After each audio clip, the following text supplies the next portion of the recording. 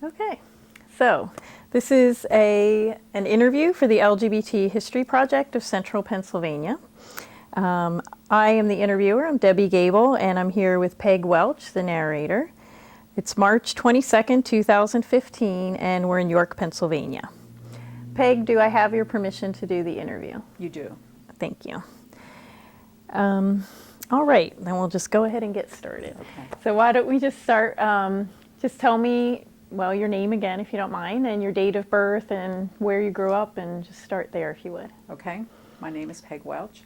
I was born in December of 1951, and I grew up about an hour from east of here in Chester County, near Gap, Pennsylvania.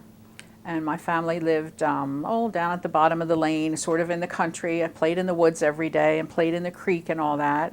I have a brother and two sisters, and I am the oldest in the family. And my parents are both deceased now. So I have one older relative, and you know, when she's gone, I'll be like the matriarch of my family, which is an odd sensation to see that coming down the road. What kind of work did your parents do? My father was a carpenter, and at some point when I was fairly young, he joined the union, which was a very good thing for my family because that gave him steady work. And he worked for a union. They sent him to New Jersey for jobs. He built mostly sewer treatment plants in public schools. And he often worked in New Jersey, and he would come home late Friday night and leave very early Monday morning. So my mother was, for many, many years, my mother was the one. You know, she was there with us, all four of us, all the time. My mother didn't work when I was young, but when I was a little older, I would say a young teenager, my mother got work within walking distance of our home because we just had one car. My dad had the car, of course. So my mother worked as, she actually made candy by hand. She worked in a place that sold handmade candy. So she worked with the marble and the chocolate and made the little chocolates, and that's what she did. Wow. You said with marble? Yeah, you work on you put hot chocolate on a cold marble, and then work the chocolate to a certain temperature, and then throw in the little vanilla cream, and then make a little doodad on top of it. And that's what my mother did. She was very fast and very accurate. My mother was very good with her hands with things. Wow. Nice. So tell me a little bit more about just your early childhood and what school was like for you and just growing up and things like that. Well, as I said, my father had the car. We had one car, so I didn't go to kindergarten because if you went to kindergarten, your mother had to have a car to drive you to kindergarten because kindergarten was all half day at that time. So I started school in first grade. I could read. Someone had taught me to read. I was 5 when I learned to read. And I went to an elementary school in Atglen, Pennsylvania, not too far from where I lived, by the bus, of course. I lived in a very rural school district. Everybody went by bus. And that apartment, it's now an apartment building. The school building is still there. I saw it not long ago. It was kind of strange to see what used to be my schoolyard, and now it's the lawn of an apartment building. I went there first through 5th grade. In 6th grade, because there wasn't room in my school for a 6th grade class, it was held in the fire company, which the fire department was. We walked down the alley to the school, and they had a big room in the fire department set up for 6th grade, and that's where I went to 6th grade in the fire company building. When I got to 7th grade, I went to the high school because at that time 7 through 12 was high school. There were no middle schools at that time. You left elementary school and you went to high school, and I went to Octorara High School at 7th grade. Thank you. So what did you do after school? After school, well, I was a young mother, so I did not finish my senior year. I got my GED as soon as my class graduated, and I was a young mother. My daughter Cindy was born then in 1969, and my son was born in 1972. And at that time, I was married. And that marriage was like a teenage marriage. It did not last terribly long. It lasted 7 years. And after that, I was a single parent for, 12, 15 years. I mean, I basically raised my kids on my own is what happened. So what kind of work did you do? I did, I did What didn't I do might be a better question. I worked in a munitions factory and made hand grenade fuses. I was an Avon lady. I worked in a restaurant kitchen. I sold shoes for many years. I worked in an insurance company on a key punch machine. That's all I can think of right now, but just, any different job that I could find, any steady work that I could find. I remember applying for a job at Luke and Steel. Luke and Steel in Coatesville was the big local employer, and everybody wanted to work for Luke and Steel. That was a union shop. People had good salary and good benefits. I remember applying at Luke and Steel for a secretarial position, and I went for an interview, and I remember the man looking at me and saying, "Tell me about your babysitter problem." And that's how he began the interview. Wow. It was not a time when women had opportunities to get any kind of job except secretary and kitchen work and selling shoes. At that time, in fact, classifieds were help wanted female and help wanted male. So I had responded, of course, to a help wanted female ad, and that led me to that interview at Luke and Steel. I didn't get the job. I didn't have a babysitting problem. I had sisters we watched each other's kids and so forth. And my mother, of course, helped. But I didn't get that job. But that was how he began the interview. Wow. That was in that time. That's what it was like for women to get jobs. Mm-hmm. You answered a segregated classified, and an interviewer would say to you, "Tell me about your babysitter problem," assuming that if you had children, you weren't going to be at work. Right. Did you find any particular challenges around being a single mother with the job search? I don't remember that. That was so natural. I was so unhappy when I was married and I was married to a man who was not, I thought, a fit father. So it was a good thing that I was not with him any longer, and it was certainly a good thing for my children. I don't know. I don't know how to answer that. I think I'm one of those people that just, I just soldier on when circumstances present themselves, then I just make the best of it. Mm-hmm. I don't think about it like that. I just do what needs to be done, and that's what I did for many years. Yeah. I guess I was wondering from the interviewing perspective if you felt judged because of that, the way the man asked the question about the babysitting problem. Well, I was very taken aback at that because I felt like he had already decided that, they ask you if you had children. Mm-hmm. And nowadays you can't do that. We have laws that make interviews and the application process, it's supposed some things are not included because they can be used to discriminate against you. Clearly he was discriminating against me because I had children.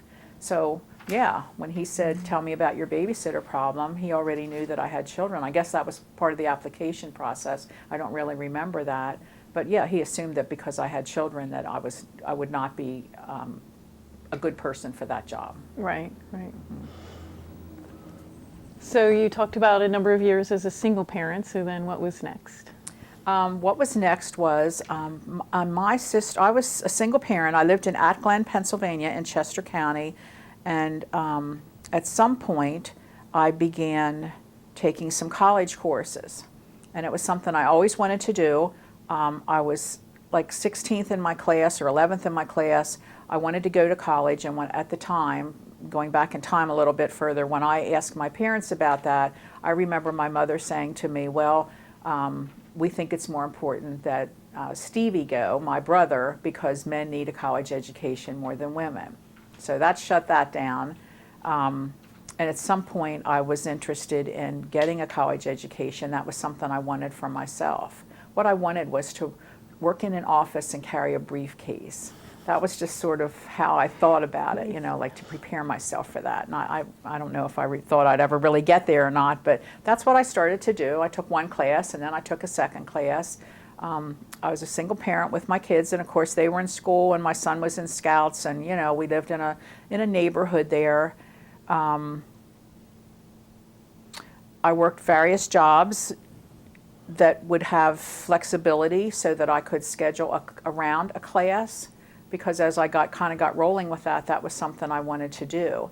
And then my sister one day gave me this little clipping that she had carried around in her wallet for a very long time, and it was about an organization called Parents Without Partners. And she said, I thought you might like this, because I was the only divorced person in the family, so she felt that I might like that. And then I carried that clipping around for a really long time. And then at some point I just called the number, went to a meeting, and I joined that organization, and it was for people who had children, single people who had children. There was all these activities, they did a newsletter, and there was just something to do every weekend with your kids. And my ex-husband made a lot of promises to my children, like, I'll come and pick you up. But he was very interested in setting me up so that I would make plans to do something and then not be able to do it because he didn't show up. So there was, just kind of nasty stuff. I felt bad for my kids. So it was really good for me to join that organization. And, my kids, we went camping. We didn't have any camping equipment. You just went with people and they loaned you stuff. And we went camping. My kids went to camp. We had dances. We just had all kinds of things going on.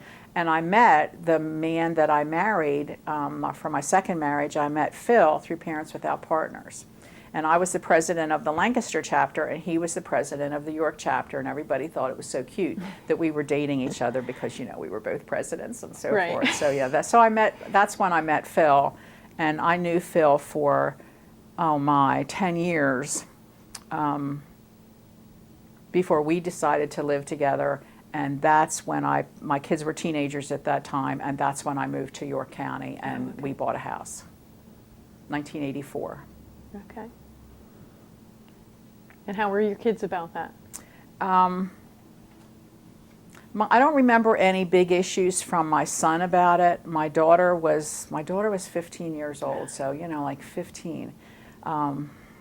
There's no good answers for any kid that's 15, and she was very rebellious, and she came with me. And of course I promised her the moon. This house we moved into, when you went up the steps, there was a large bedroom in the front. She got that bedroom. And it was funny because after we moved in and we were still getting settled and everything, it was like I couldn't find any mirrors. We had mirrors on the doors and the apartment and everything.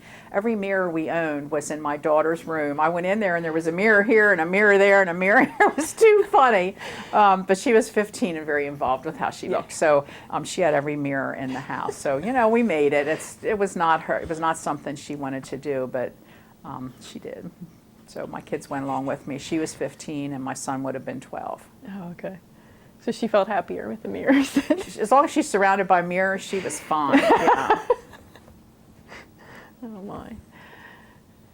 So then, did you get a job then when you moved to York? I did. I was still going to college. I was going to Millersville. So where I lived before, it was about a 45 minute drive. And when I moved to York, it was about a 45 minute drive, except I was driving east instead of driving west. So I just continued with that. By that time, I had enrolled part-time. And again, I had a job. I did a couple different things. Gosh, I worked at York Snacks in a factory for a summer making cheese curls. And I worked for a Turkey Hill. There was a Turkey Hill convenience store right down the road, and I worked at the Turkey Hill convenience store. And I just kept plugging away at school. And then I finally got to my senior year, and Phil and I worked it out so that I could go full-time because I just wanted to finish at that point. It had been 6 years, and I was ready to finish. And in my senior year, I had a 480-hour field placement because I was getting a social work degree, and you do a lengthy field placement, which I did at York Hospital. And I just remember thinking, when I graduate, all I have to do is work 40 hours. Because I was working, I was doing the field placement, and I was going to school full time. So that last year was very kind of tumultuous, I would say, and stressful. And close to the end of that, I got a job at Big Brothers Big Sisters as a part-time caseworker. I actually went in to volunteer to be on the board because I thought I needed to know more about the community and so forth. I went in to volunteer to be on the board, and they told me a job that they had, and wasn't I interested in this job. So I said, well, I'm not out of school yet, and that didn't matter to them. I mean, you needed a degree, but I was this far away from the degree, so I got that job at Big Brothers Big Sisters. So when I graduated, I did have a job. So it became a full-time job? It became a full-time job because the full-time person left, and I, was offered the full-time job and took the full-time job. I worked there for about a year, and then I heard about a job at the United Way as director of the volunteer center that they had there, a small volunteer center that coordinated volunteer opportunities for the county, the whole county. And I applied for that job and I got it. So then I left there and went to work for the United Way. So that was an opportunity to learn a lot more about the community, I would think. That was very, very much so, because I was plugged into many, many agencies just because we had their job descriptions for volunteers. And, I learned how to interview people, and we did kind of a match. It's funny because we did a matching process at Big Brothers Big Sisters with bigs and littles, and we did a matching process at the volunteer center too with people who had various interests, or this is the time I have available, or I'm doing community service because I was arrested for something, and so we would find a placement for them that they could try out and see if that was a satisfactory volunteer experience for them. And at the volunteer center, when I worked in the United Way building, I worked with a woman who left the United Way and went to be the executive director of the YWCA. And when she got there, she called and told me about a new job they were creating at the YW, and urged me to apply for that. So I did, and I got that job. So then I went to work for the YWCA in 1990, and that's when I met my now wife, Delma, in the lobby of the YWCA, because she was the massage therapist there. So in full disclosure, I of course know there's a story about the person when she said you should come and work at the YWCA, and she said there was someone there. Yes. I was very excited about applying for that job because, I didn't really know much about the YWCA. I had taken a class there, like an exercise class. I didn't know what a strong mission they have about, peace, justice, freedom, and dignity for all people. And, as the more I learned about it, that really spoke to me. Of all the jobs I've had in my life, I thought the job at the YWCA was the best job I ever had and fit me the best. But yes, Helen said to me, there was someone she wanted me to meet, and that was Delma, who is now my wife, and she had said to Delma, I can't wait for you to meet Peg, you're just going to love her. So as it turned out, she did love me, and the rest is history. The rest of the story that I will tell you comes after that, because when I met Delma, that really changed my life, and I think we were only a few months into our friendship when I realized that I had really strong feelings for her in a way that I had never had feelings for any woman before. It just had never been that way for me. I mean, I'd been married twice. So Delma and I had many barriers.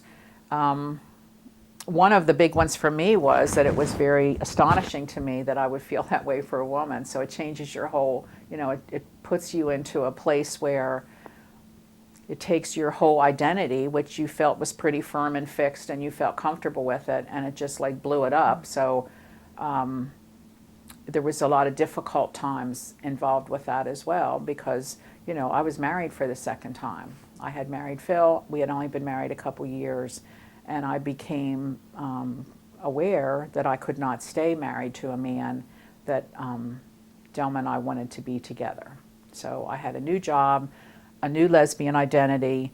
It was just I had just become a grandmother. It was like all of those things that cause stress, they say add up your stress. Well, I was like off the scale with the stress. That was a really just amazing, terrible, wonderful, all at the same time of my life, I would say. Where did you find support to help you through that?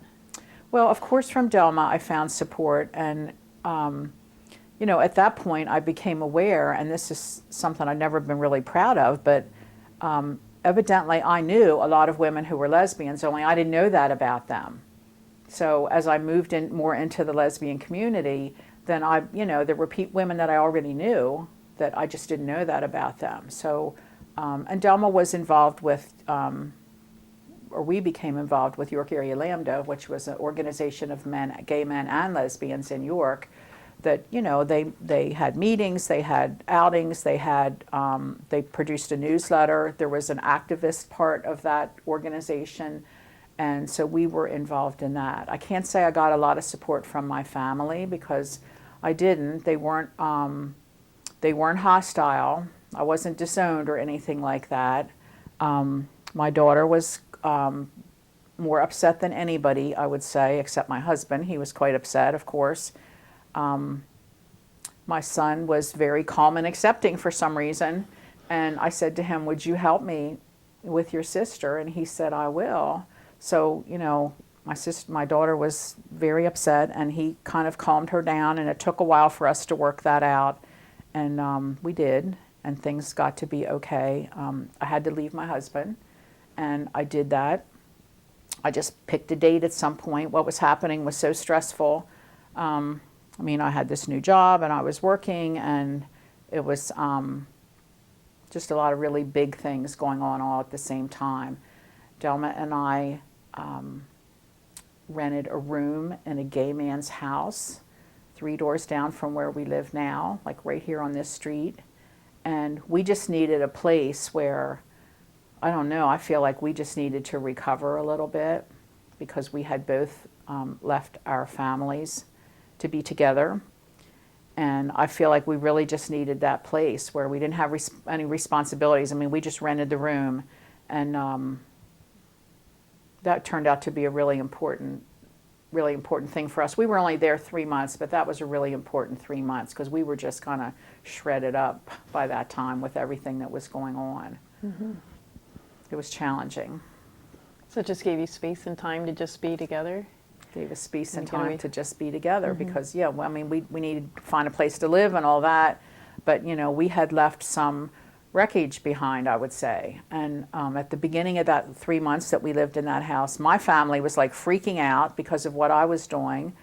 And it was funny, Delma's family kind of pretended that she still lived there with them. So it's like both of those explosions didn't happen at the same time. They happened a little space from one another, which was actually pretty helpful, mm-hmm. because it was very, I keep using the word tumultuous, but that's what it felt like. It was like an emotional roller coaster, absolutely. Mm-hmm. And at the same time, I'm trying to be a professional person, and I have an office, and I had all this work to do, and all these new people I was meeting, and the YWCA is a very busy, happening kind of place, and so it was just all happening at once. And what was happening at work? You said you both worked together, so were people at work aware of what was happening? Well, shortly after we were together, very shortly, they circulated this paper through all the mailboxes so that they could form, or update an employee list, like people's phone number, names and phone numbers, and it was a contact list, and it was a very natural thing to do. It was a big building, lots of departments, and so almost right away, we were faced with the question of, do we both put the same phone number down there? This was long before cell phones. Do we both put the same phone number there? And we decided to do that. Thus, and I don't know how big a secret it was at work, but thus outing ourselves at work, It's the kind of thing, that was a time when you had to think about that kind of thing. You had to think about whether you wanted to hide or whether you didn't. And it's not my nature to hide, but, does it make sense to do that at times? I'm sure for some people, for their occupations, it makes a lot of sense. And we decided not to do that, which is kind of a testimony to the YWCA, because in the, build into that acceptance of diversity, we felt like we were probably going to be okay there. Mm-hmm. And there were a few exceptions to that okayness, I would say, but for the most part, we didn't make an announcement, we just put down the same phone number. And I think there was probably enough talk about us at that time that, wasn't any big secret anyway, and we just went forward from there. But by that time, we were living together. Okay. So when you say there were some exceptions to the okayness, so you're talking about a couple of individual people maybe were rude, but you didn't feel like your employment was in jeopardy. I did not feel that my employment was in jeopardy. And again, I think that's because it was the YWCA, where mm-hmm. every single day we articulated that mission and saw our work as clearly relating to that mm-hmm. mission of, equality and justice and acceptance of all people. And it's a very powerful mission, and I just felt that the organization would be supportive, meaning the executive director and the board of directors and that kind of thing, if it came right down to mm-hmm. it. So yes, there were a couple people that were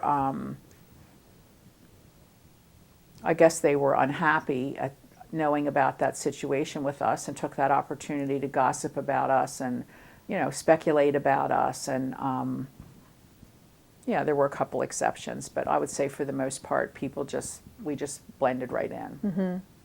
Were there other out people at the YWCA? I don't remember any. If that was true, I don't remember that. Okay. All right.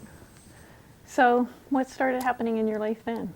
Well, let's see. Delma and I had a room. Delma was still the massage therapist at the YW, and we lived in the room for 3 months. Then we felt like we needed to get an apartment. We got an apartment on East King Street in York, and we were actually only in that apartment for a short time. We were in an apartment building with very loud people above us, and we were too dumb to know that telephone right below our bedroom window was where the drug dealers were on the phone making their, that was before cell phones, and there was just a lot of nighttime activity, lots of noise from upstairs. It turned out to be not such a great place for us. Then somehow we heard about an apartment on East Market Street, which was right down from the YWCA, and we went to see it. It was a doctor owned that building, and he didn't really rent the apartments, but he wasn't a dedicated landlord in any sense. But the apartment came open. We went to see it, and we decided to take that apartment. If that apartment had a washer and dryer, we would probably still be in that apartment because we loved it, and we loved living on Market Street. I was a half a block from work, if that. Bill Clinton ran right under our window when he came to York in whatever year that was, in the 90s sometime when he was campaigning here. The parade went right by under our window. We really just enjoyed living in that place. We had a little balcony in the back, and we would sit out there and on Sunday mornings and read the paper, and the neighbor would play opera, and you could hear it, and it just felt like really cool to have that place. But because of the laundry situation, we had to go to the laundromat all the time, and we offered to put a washer and dryer in, and the landlord said, great idea, but he never put the hookups in. And that's when we decided to just, buy this house. So we knew what kind of house we wanted, and when this came on the market, we had lived 3 doors down here, so we knew what this house would look like inside, because it looks exactly like the one we lived in when we were first together. So it kind of just felt like we came full circle on that. So you had mentioned about being involved with Lambda. So talk to me more about what kinds of groups or activism and that kind of thing that you were involved in. Well, we had all kinds of things going on, I will say. There were social things. People went out to eat. There started to be, at some point, festivals, like summer festivals, gay pride festivals. I don't know if they were called. The Pride was really involved at that time. But we went to a couple things like that. There were women's music festivals, which I had never known existed, that were almost completely lesbian, and that we went to some things like that. York Area Lambda became very involved in, there was a movement to change the ordinance through the Human Relations Commission for York City to include sexual orientation. And we became very involved in that as York Area Lambda.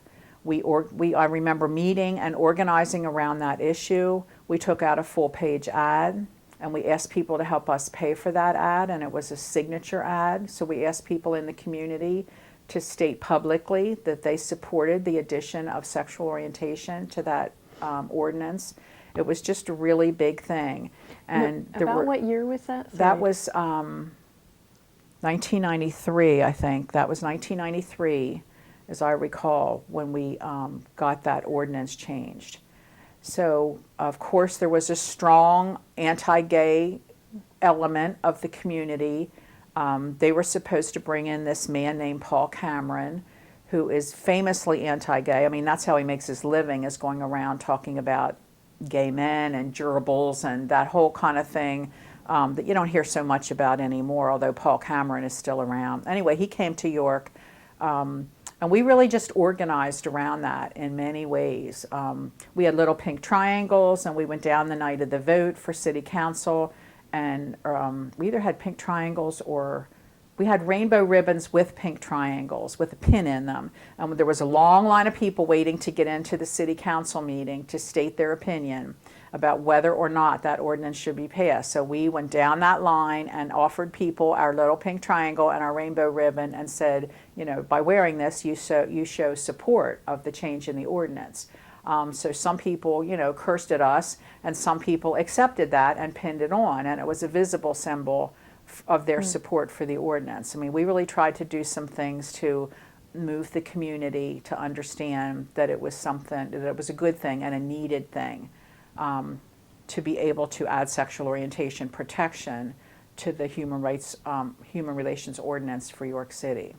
We also managed to get, this was a pure fluke, and it was because I knew some people that through my job at the YWCA, we also managed to get gender identity, and the best we could do, we couldn't get it into the ordinance because the attorney, the city's solicitor, was against it. And I remember saying to him, I had him on the phone, and I remember saying to him, I guess it was, we got in gender identity under sexual orientation, but the word transgender is what he objected to. And I remember saying, he said, you know, that should not be in this ordinance. Although he was supportive of sexual orientation, he was not supportive of transgender. And I remember saying to him, well, we really need to get in gender identity because those folks are really discriminated against. And because he didn't know that gender identity, transgender is a part of gender identity, we were able to get in the words gender identity, although not as a separate protected class. It's folded into sexual orientation. Sexual orientation, the definition of sexual orientation included or other gender identity. So it was kind of a coup to be able to do that, and it was a little sneaky, but you know, it codified into law for York City protection based on sexual orientation and gender identity, that if you were discriminated against for either of those classifications, you had recourse by going to the York City Human Relations Commission. And of course, at that time and even today, there is no state protection through the State Human Relations Commission for gender identity or sexual orientation. So it really felt like a triumph to be able to get that into the local ordinance. We worked really hard on that, and we were successful. That's amazing. That was great. Yeah, that was in 1993.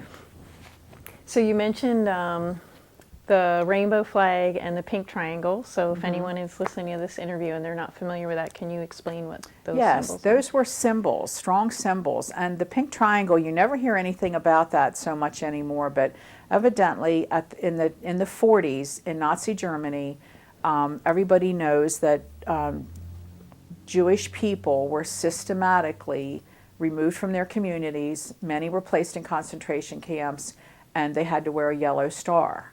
They had to wear a yellow, it was the law that they had to wear a yellow star stitched to their clothing. Homosexuals, and this would be men, because at the time, I don't think anybody even knew there were women who were homosexuals. Men in the concentration camps had to wear pink triangles. That was a serious crime. They were undesirables, as Jews and Gypsies and other groups were, and they had been rounded up and also put in concentration camps and made to wear the pink triangle. The pink triangle then became, in, I don't know, the 50s or 60s or whatever, and the 70s, became a symbol of gay people. Pink triangles were on everything. You know, they were on people's newsletters. People wore pink triangles. It was kind of a way of taking that back, and it was a symbol. And the rainbow flag, I don't remember there being a lot of rainbow flags then, although rainbow symbols of other kinds, and we had rainbow ribbon, I remember, but the rainbow, anyway, was a symbol also of gay people. So the pink triangle used to be very prevalent. You'd see pink triangles on a lot of things. We still have buttons that have, you know, a pink triangle on them. Nowadays, I'm not sure that young gay people would know what the pink triangle was. They may not, because that symbol has sort of faded away. But at that time, and certainly around the time of the AIDS crisis, there was the rainbow flag and there was the pink triangle. So how long did you work at the YWCA then? I worked at the YWCA from 1990 to 1997. I left there in 1997. And what was next for you? What was next for me was I accepted a job with Planned Parenthood of the Susquehanna Valley, I think it was called at the time, and I began to work in Harrisburg. And I was in charge of, I was not a medical person, but from an administrative point of view, I was in charge of the medical operation for several health centers. Mm-hmm. And I worked there for 5 years, close to 5 years. And then that same position, running the medical operation, came open here in York.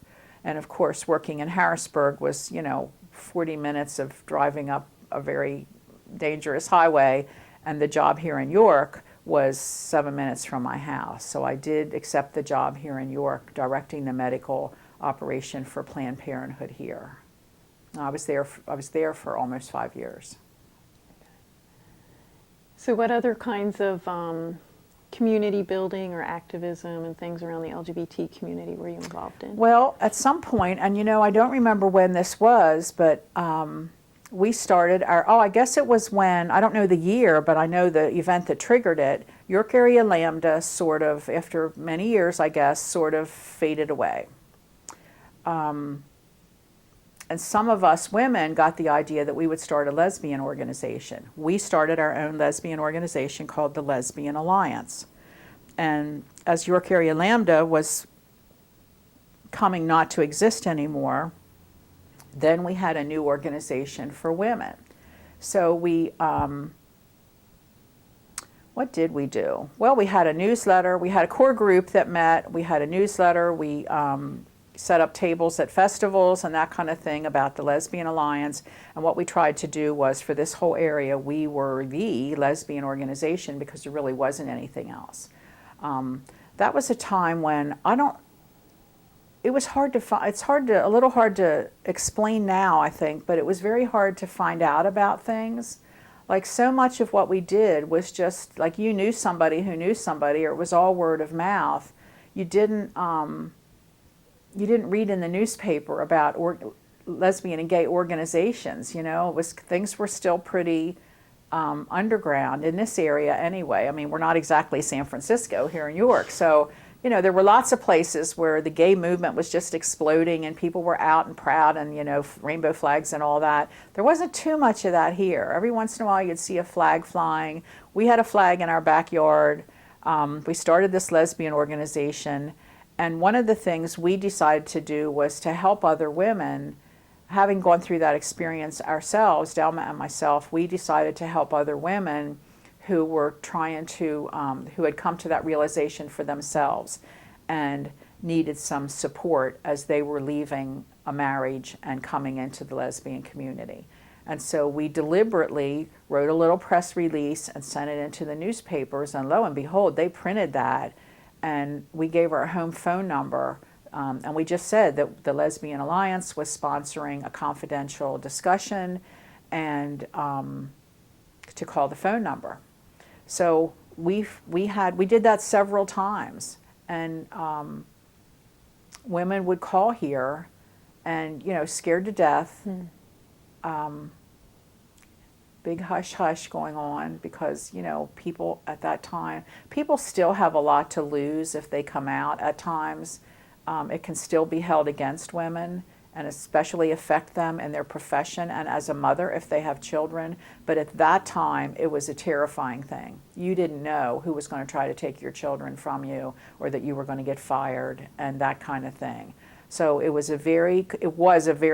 created in this living room a very confidential setting for people to come in so that they would feel safe. And then we had some women from the Lesbian Alliance who came, and what we did was just tell our story. We just like to tell you our story. So people that are sitting there, you don't really know what's going on with them, but you want them to get to a point where they feel comfortable enough just talking about it so that you could try to figure out a way to help them or just support them emotionally. Mm-hmm. And so we would just tell our story.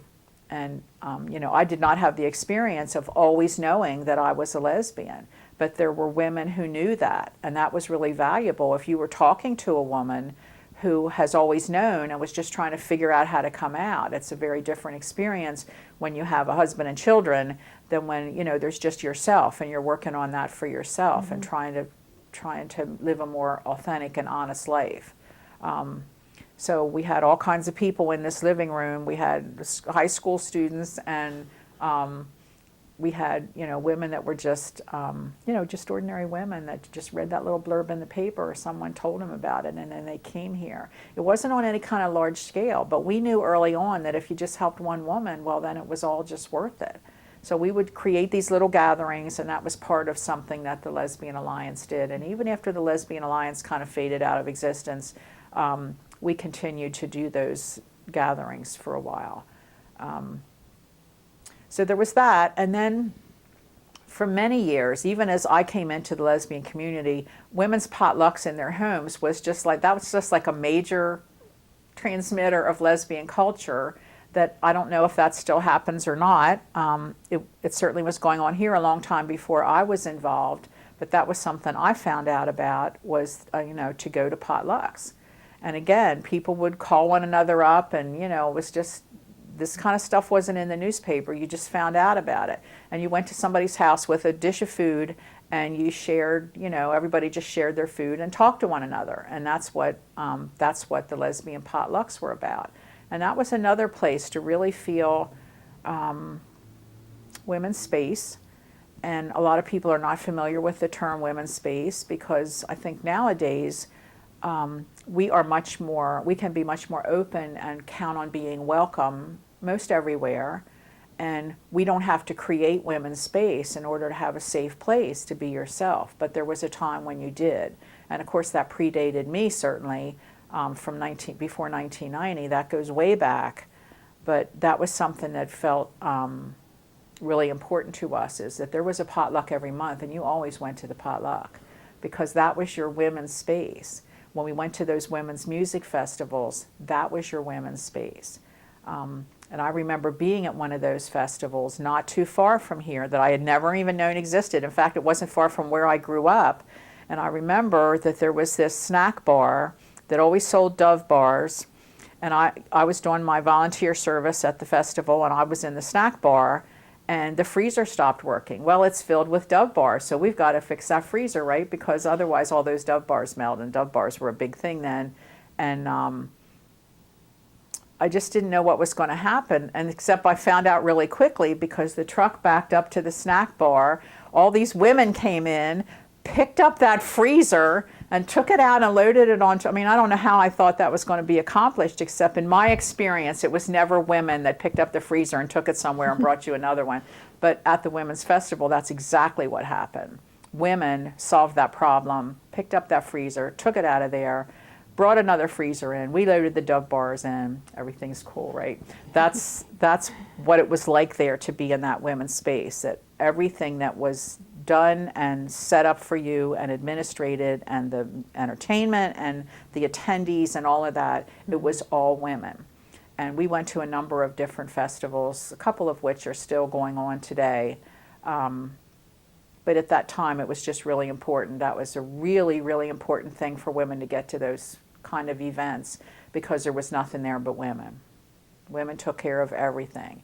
And we don't have that kind of, just as a feminist, you know, we don't have that kind of world that we live in where women's space is considered needed or important. But to a lot of lesbians, it is. It's very important. It's when you are your truest self. Mm-hmm. So the festivals were one thing, but the local potlucks were just very important as transmitters of lesbian culture. I mean, that's where you went. And I remember being in somebody's home right after my mother died, and somebody had told me that her mother died, and I said to this person, you lost your mother not long ago, didn't you? And she said, I did. And I said that my mother just died. And I remember that she just, see now I'm going to cry. I remember that she just like reached out and took my hand, and we just sat there and held hands and talked about our mothers. Mm-hmm. And it was just, you know, like I said, it was a safe place where, you know, you met other people, and we just had a lot of fun. We had a lot of fun with that.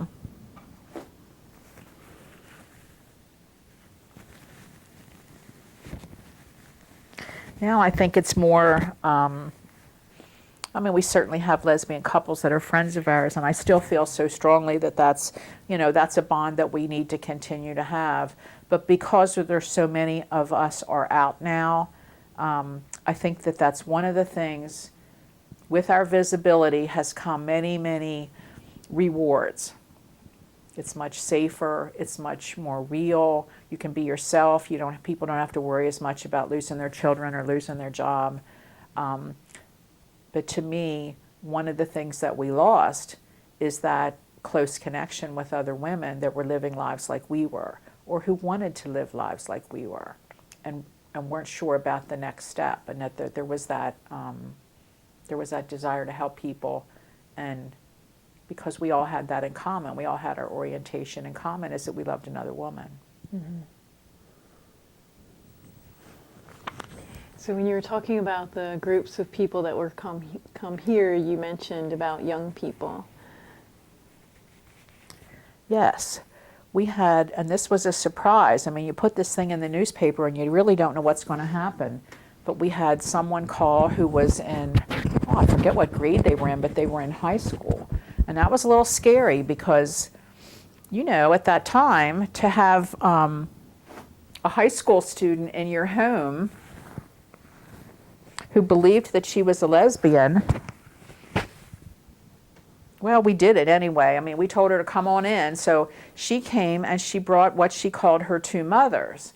And her two mothers were, I guess we had made an assumption that her two mothers were two women, that, you know, one of them was perhaps her biological mother and the other mother was her mother's partner. But actually, there was the mother that was raising her and then her biological mother that she was not living with. And those two mothers came. It was really kind of a wonderful thing because those two women appeared to get along well, and they were here for her. They were here for her. And it was, I thought that was pretty powerful. Mm-hmm. She brought a couple friends. She brought a male, her best friend was a young guy. I forget who else she brought, but we had these kids here in this living room, and we're telling our story, you know, about being married and all this and the kids. And I don't know how relevant any of that was, but it was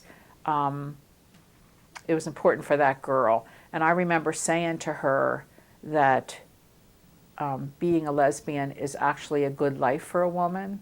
You know, I think there's a health aspect to it. I think it can be easier for many women to have a close emotional relationship with a woman in a way that non-gay women really may not ever get to experience. I mean, when you're with a woman, you accept everything about one another. So I remember saying that to her. And following that gathering, we were having a potluck here. So the timing was that we were having the discussion, we had our discussion, and then women started to arrive for a potluck. And we asked her if she'd like to stay for the potluck. Well, she did. She stayed. The teenager stayed. Her young male friend stayed. Nobody batted an eye. It was all women except these teenage kids. And this guy, who traditionally at lesbian potlucks you didn't have guys, but he was her best friend. And it all just worked out fine. I don't think I'll ever forget it. Wow, it was wonderful. Nice. I don't know when that was. It's been some years since we had that kind of discussion group, and from time to time I think that maybe that's still needed, and maybe we should just take another stab at that. At the time it was part of the Lesbian Alliance, so we said, you know, sponsored by the Lesbian Alliance. The Lesbian Alliance doesn't exist anymore, so I'm not sure how we would do it, but I imagine that there may still be a need for that in some way, and that's something I think about sometimes, is should we be doing something about that?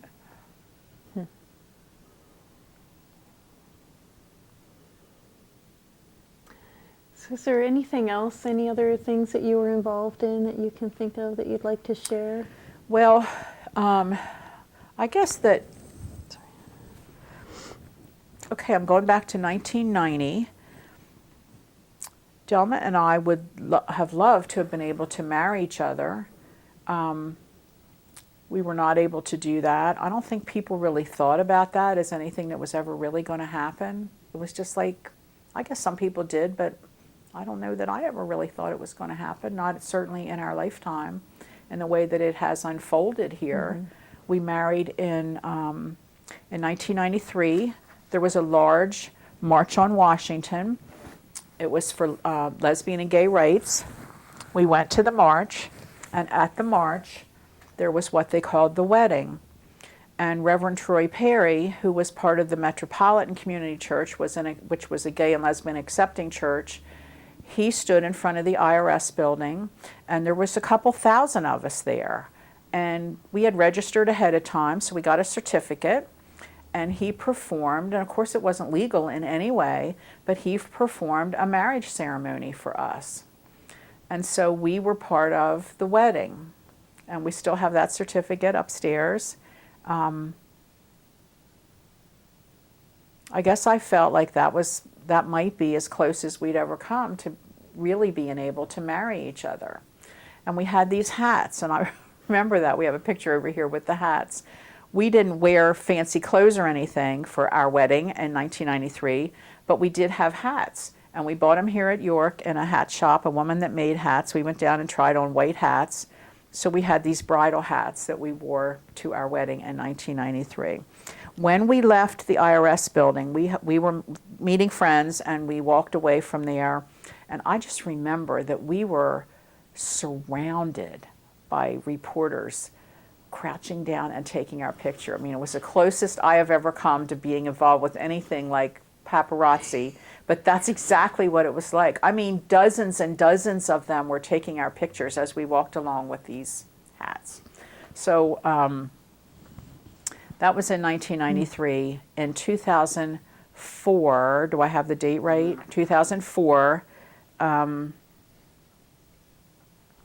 same-sex marriage had become legal in Canada, first in one province in British Columbia, and then the entire country adopted the same-sex marriage in Canada.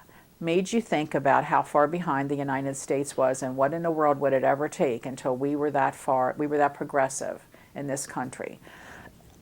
So Delma and I proposed to Delma, and she accepted. So we planned a trip with 4 of our good friends, and we went to a bed and breakfast in Toronto, and we had made all these arrangements through the Canadian government, and because we were divorced, we had to produce evidence of our marriage, evidence of our divorce, excuse me, and so forth. We worked with an attorney in Toronto, and we all just picked a date, flew to Toronto, made plans for a wedding, and we went to the attorney first, got that all squared away, and then I just remember feeling, because planning a long-distance wedding is a little nerve-wracking. Excuse me. A drink of water might be helpful. So we went to Toronto to City Hall, got that all squared away, got our license, and got married in the backyard of this bed and breakfast. Now that was a legal wedding in 2004, but of course it was not legal in this country. So in Canada, no matter where we went, we were considered married, legally married. Excuse me. In this country, when we came back, we were still legally unrelated to one another, which raises all kinds of issues for people who can't marry, thank you, and like, can you inherit from one another? Can you list one another on your insurance? There's just all kinds of legal issues that stood in our way here because we could not legally marry one another. So that was back in 2004, and you know, in the past 5 years, now here we are in 2015, but in the past 5-6 years, just to think about how that whole issue, the distinctive issue of the movement became marriage. And I have heard that the way that came about was that somebody said, well, at some point, you know, they're going to want to marry one another. And they said it like a joke, but of course, people in our movement kind of seized on that and started working for marriage rights. And, you know, Massachusetts passed a law, and New Hampshire passed a civil union law, And, they fought hard in California and all these states in the past several years. It just really just started to happen. So everything we had said all those years about, not in our lifetime, we're too old to ever see that. We're too old to ever really see equality for that piece, for marriage. It just started to happen. And in the past couple of years, of course, it has just absolutely snowballed. And you could just see one state after another after another. We never thought it would happen in Pennsylvania. We thought Pennsylvania would be one of the last states because Pennsylvania, even though it's a blue state, is a fairly conservative state. And we live a conservative part of the state. And then in 2013, there was, I guess you'd call him a rogue register of wills in Montgomery County who began to issue marriage licenses to same-sex couples. And we read about that, and it wasn't very long after that that we decided that we should go and get one of those marriage licenses and just go ahead and marry, because somebody has to go first. We didn't know if it would be legal. We thought it might be legal. We thought it might not be legal. Delma proposed to me. I accepted. We called Montgomery County. She must have called them several times. Because day by day, and this is something that I think non-gay people don't really understand, because they can get married anywhere. You can fly to Tahiti and get married. You can get married next door. You can go get your marriage license. There's no questions asked. But for us, because that was happening and it was causing such a flurry in this state, there was a lot of talk about shutting him down. So we felt like we had to do it fast. So I don't know. It was only a couple weeks after he started to issue the licenses that we made a plan for, I think we decided on a Friday that we would get married the following Wednesday because we both happened to have the day off. And that was just our criteria. There wasn't any, we just never thought about, like planning a big wedding or anything like that, because it felt like it had to happen right away, because once that window of opportunity closed, we didn't know if we'd ever get it again. So on Monday, we called a pastor that we know, a Unitarian pastor, and said, would you marry us on Wednesday? She said, sure. We went down and got the marriage license on the Wednesday of our marriage, got the license, called them in the morning to make sure they were still issuing the marriage licenses, drove to Norristown, got the license. We were followed throughout the process by a reporter from the Philadelphia Inquirer who approached us in the Register of Wills office and said, are you here for marriage license? And we said yes. And he said, could I kind of stay with you as you go through the process? And we said yes. So he stayed with us. He had my camera. He had his camera. He took his pictures. He took pictures for me. And we got that marriage license. So we had our marriage license in our hand. We were very excited. And we raced home. And then at 6 o'clock that night, that's when we had our wedding right here in this living room. And we just had a couple friends with us. And the pastor married us. And, we considered that legal because we paid for a marriage license in the state of Pennsylvania. We paid extra to have the 3-day waiting period waived, and we came out of there with an actual license issued by an entity of the Pennsylvania government. So it was a very exciting time. I thought lots more people would get married at that time that chose not to, and I guess maybe the uncertainty was difficult for them because, we really didn't know if that would ever really stand up, because it was against Pennsylvania law. Pennsylvania law, the Pennsylvania Constitution included a statement about,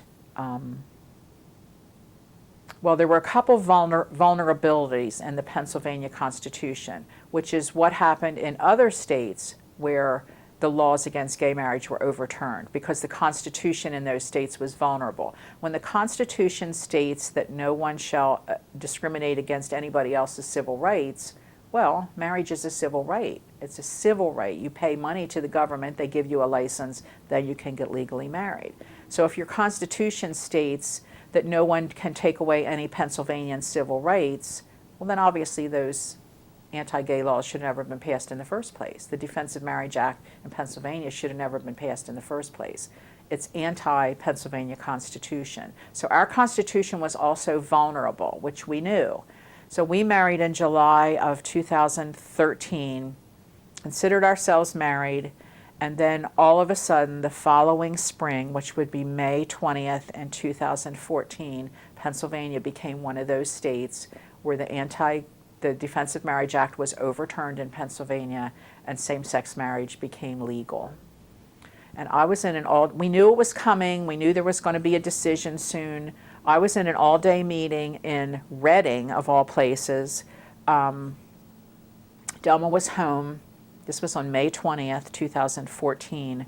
And I was sitting in a meeting, and right across from me was a young woman who had her phone, and she kept looking at her phone, and then she said, "Oh, we have gay marriage in Pennsylvania." And I said, "What?" She said, "We have gay marriage in Pennsylvania." And I knew that might be the day, and so, I just couldn't stay in the meeting. So I got my phone. We weren't supposed to use our cell phones in this meeting. I get my phone out. I started crying for one thing, and the guy next to me said, "Are you all right?" And I said, "Well, we had just heard that announcement from that young woman." And I said, "That affects my family." I said, "I have a female partner of almost 25 years. So I got out my phone.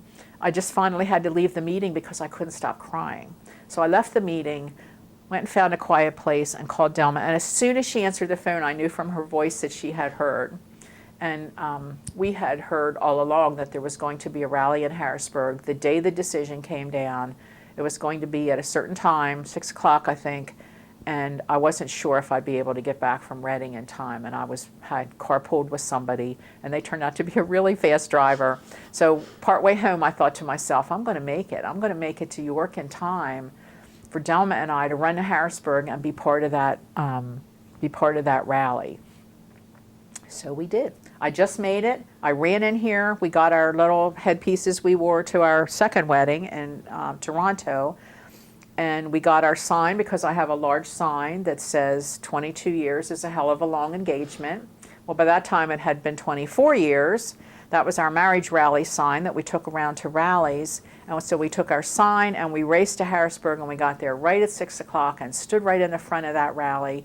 And they featured some of the couples that were part of the legal challenge to Pennsylvania's Defense of Marriage Act. And, just speeches and happiness and all this stuff. And it was just a really big day. May 20th was a really big day. And I've always had that question about whether our marriage was legal on July 31st when we married the year before, or whether it was legal on May 20th. I just read recently that our marriage became legal on May 20th, 2014. So that's another anniversary. So we have several anniversaries built in there, and one of them is May 20th, 2014, which is when our marriage became legal. Wow. So we were grandfathered in. We didn't have to marry again for a fourth time. The third time was the charm, even though we had to wait a while. But our third marriage then became legal in Pennsylvania on May 20th, 2014. Now, of course, we are planning to go on vacation soon, and we are going to Louisiana. In Louisiana, we will not be married because Louisiana does not have equitable marriage laws. So we still have this, even though there are 35, 36 states now where marriage is legal, we are still waiting this year, we hope, for the U.S. Supreme Court decision, which we certainly hope will be in our favor, that will do away with anti-gay marriage laws, and that everybody will be able to marry in every state. But it gives you an odd feeling to go from a state where, in this state, in this community, and in this state, my state, I am married to Delma. When we travel to Louisiana, we are unrelated strangers. So it brings back that whole thing about you travel with your papers that says that she's my power of attorney, she's my medical power of attorney. If anything happened and I had to go in the hospital, they might say, well, where's her real family? And want to talk to my daughter or my son, instead of my wife here in Pennsylvania. But we will be unrelated strangers for the time that we are in Louisiana, which is not a very comfortable thing to think about. So there you go. This year will be the Supreme Court decision, probably in June, and that's when we'll find out. So there it is. What do you think is going to happen? I think what's going to happen is that the Supreme Court, since they accepted the case, I think the Supreme Court will find for us, and that they will do away with. I think there's just been such a large body of momentum, and 35 or 36 states, that's more than half of the states. I mean, that's a large part of the country. So the issue of marriage equality really became like the bellwether of our movement in a way that I don't think any of us ever expected it would be. We just really didn't think that it would be marriage, but it was marriage. So, you know, we've participated to our best effort. You know, we went to rallies, we gave interviews, we've married 3 times. So I really do think that it's going to come down in our favor in June, and that will be available to anybody that would like to marry, which is as it should be. Are you going to get special hats made for the party when the decision comes? Oh, I don't know. We're going to celebrate. I don't know about the hats. Seemed like a theme. Yeah, it seems like a theme. We had hats, and then we had And those yeah. halo things with the stars and the ribbon streamers coming down from them. And yeah, we'll have to think about what we're going to wear when we Clearly. get the Supreme Court decision. But oh, well, that will be a happy day for sure. Well, is there anything else that you can think of that you would like to share? I don't think so. I think I've talked long enough. I can't think of anything else that I wanted to say. Okay. Well, thank you so much. It's been delightful. I think I do want to say Okay. something else. I want to say something else about being a grandmother. Okay. Because, you know, I talked about having my children and, you know, how they each dealt with what was a very big transition for me. And, but then, you know, my daughter had a child when this all happened to me, very little. He was only about a year old. But that young person has grown up with having a grandmother who's in a relationship with a woman. So to him, it's just the most natural thing, you know. Mm-hmm. I'm his nanny, and she's his Delma. And he used to say to his mother, "I want my nanny Delma." And it was like we were one person. "I want my nanny Delma," he would say. And my daughter would call me and say, "Mom, he wants you to." And, you know, he wanted his nanny Delma. So to him, it's just, there's nothing weird or strange, or he doesn't have to accept it. I mean, it's just who we are. So that young man is going to become a father himself, and we're going to be great-grandmothers. So we share our grandchildren. There are 3 from Delma's side of the family. There's 1 from my side of the family. And, you know, we'll both be great-grandmothers to this baby that's going to be born. So, you know, I think part of the beauty of a movement like this is that generationally, every generation is more accepting because they just see you as a regular person. I mean, it's your grandma, you know, so it's not anything strange or unusual, even unusual. And I know it's not that way everywhere, but Pennsylvania is a rather conservative area. And just look at the ground that we've made here and the inroads that we've made here and the acceptance. So, you know, the whole thing is really just completely headed in the right direction. You know, we're each other's partners and wives, beloved wives, we call ourselves, but we're also people's mothers and grandmothers and now great-grandmothers. Mm-hmm. That's it. It's exciting. It is. It sure is. Oh, we're over the moon. Are you kidding? We're shopping. Of course. We don't even know if it's going to be a boy or a girl yet, but we are ready for anything, I would say. Well, thanks again. You're welcome. Thank you.